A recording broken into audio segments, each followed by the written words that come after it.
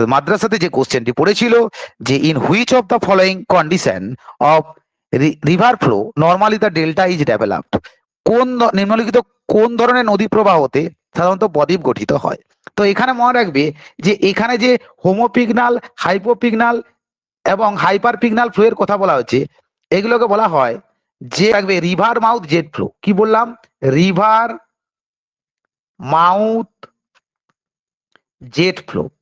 এটা সম্পর্ক তাহলে লক্ষ্য করো, এটা হচ্ছে সেডিমেন্ট ডেলিভারি এবং ডেল্টা ফরমেশনের মধ্যে একটা সম্পর্ক তৈরি করে। কিটা? না, এই রিভার মাউথ জেট স্ট্রিম। এই রিভার মাউথ জেট স্ট্রিমের সম্পর্কে এই বিষয়টা প্রথম আলোকপাত করেছিলেন কে? Charles bets. এবং তিনি ওই যে নদীতে যে জলটা আসছে, অর্থাৎ সেটাতে সেডিমেন্ট লোড আছে, অর্থাৎ পলি বা বিভিন্ন ধরনের বোঝা বাহিত আছে, তাহলে এই নদীবাহিত জলের ঘনত্ব এবং জলটা যে সাগরে এসে পড়ছে এটাকে বলা হচ্ছে বেসিন ওয়াটার ডেনসিটি। তাহলে এইটাকে বলা হচ্ছে কি, এই যে নদী সেডিমেন্ট সহ নদীর জলের যে ঘনত্ব সেটাকে বলা হচ্ছে প্লিউম ডেনসিটি। সেটাকে বলা হচ্ছে প্লিউম ডেনসিটি, প্লিউম ডেনসিটি। আর এটাকে বলা হচ্ছে basin water density, basin water density. এর উপর ভিত্তি করে তিনি কি করেন না, এই প্লিউম ডেনসিটি এবং বেসিন ওয়াটার ডেনসিটির উপর ভিত্তি করে তিনি নদী এই যে রিভার মাউথ জেট ফ্লোকে তিন ভাগে ভাগ করেন। একটা হচ্ছে হাইপোপিগনাল, হোমোপিগনাল আর হাইপার পিগনাল। তো এখন আমরা দেখে নেব যে এই যে হোমোপিগনাল, হাইপার পিগনাল এবং বললাম যে হাইপোপিগনাল, এই যে বিষয়টা প্রথমে আসছে হাইপোপিগনাল। হাইপোপিগনালের ক্ষেত্রে কি হয় না, হাইপোপিগনালের ক্ষেত্রে মনে রাখবে যে প্লিউম ডেনসিটি অর্থাৎ নদীবাহিত পলির জলের ঘনত্ব সেটা কিন্তু বেসিন ওয়াটার ডেনসিটি, অর্থাৎ যেখানে যে লেক বা যে সমুদ্রে গিয়ে যেখানে পড়ছে নদীটা সেখানের থেকে কিন্তু এই নদীবাহিত জলের ঘনত্বটা কি হবে? কম হবে। যদি কম হয় তাহলে কি হবে না, যখন এই পলিটা আসছে তাদের মধ্যে যেগুলো মোটা দানার পলি সেগুলো এই নদী মোহনার মুখে এরকম ভাবে জমা হবে এবং গঠন করবে কি, এটা গঠন করবে মাউথ বার। মাউথ বার অর্থাৎ নদীর মুখে চর তৈরি করবে, বার মানে চর, ঠিক আছে, চর তৈরি করবে, তখন কিন্তু বদ্বীপ গঠিত হচ্ছে না। এবং দেখো যেগুলো ফাইন গ্রেন সেগুলো কি হবে, যেহেতু জলের স্রোতের সাথে অনেক দূর পর্যন্ত চলে যাবে, যত অনেক দূর যাবে তত মনে রাখবে এই যে এর এর গভীরতা বাড়বে, ঠিক আছে, তাহলে তখন আস্তে আস্তে এই পদার্থগুলো থিতিয়ে নিচে জমা হবে। কার নিচে জমা হবে না, এই তলদেশের নিচে জমা হবে, ঠিক আছে। এটা গেল হাইপোপিগনাল। তাহলে হাইপোপিগনালে গঠিত হচ্ছে কি, মাউথ বার। এরপরে দেখো হোমোপিগনাল। হোমোপিগনাল কোনটা?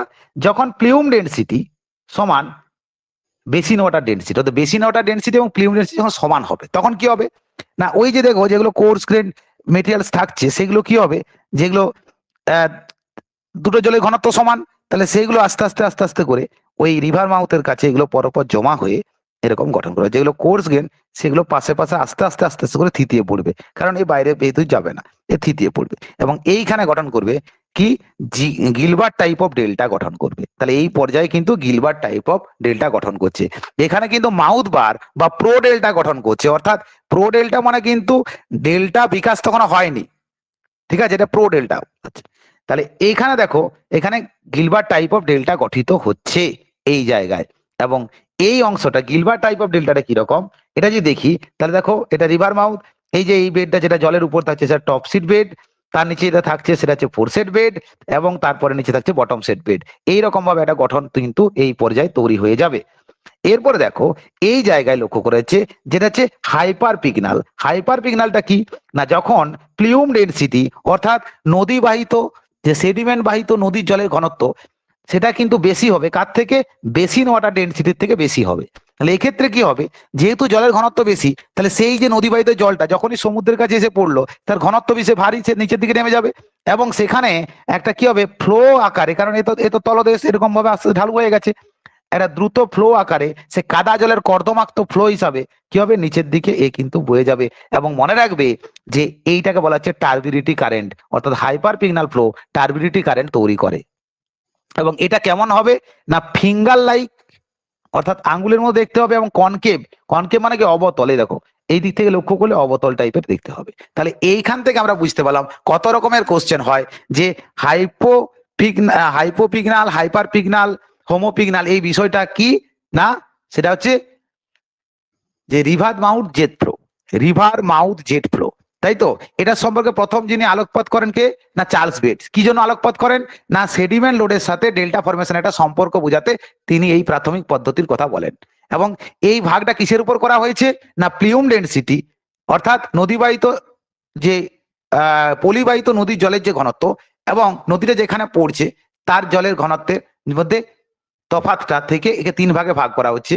যদি প্লিউম ডেন্সিটি বেসিন ওয়াটার ডেন্সিটি থেকে কম হয় তখন তার নাম হচ্ছে হাইপোপিগনাল, যখন সমান হয় তখন তার নাম হচ্ছে হোমোপিগনাল, আর যখন প্লিউম ডেন্সিটি বেসিন ওয়াটার ডেন্সিটি থেকে বেশি হয় তখন তার নাম হচ্ছে হাইপারপিগনাল। এবং আমরা দেখতে পেলাম যে হোমোপিগনালে কি হবে? প্রোডেল্টা অর্থাৎ মাউথ বার গঠিত হবে, এবং হোমোপিগনালে গঠিত হবে কি গিলবার্ট টাইপ অফ ডেল্টা, অর্থাৎ ডেল্টা ফরমেশনের বিকাশ লাভ করেছে এই পর্যায়ে। এবং থার্ড পর্যায়ে অর্থাৎ হাইপারপিগনাল, এখানে কিন্তু কি হবে? টার্বিডিটি কারেন্ট তৈরি হবে। টার্বিডিটি কারেন্টটা কিরকম হবে?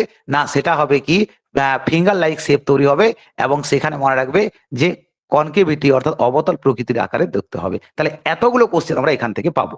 ক্লিয়ার?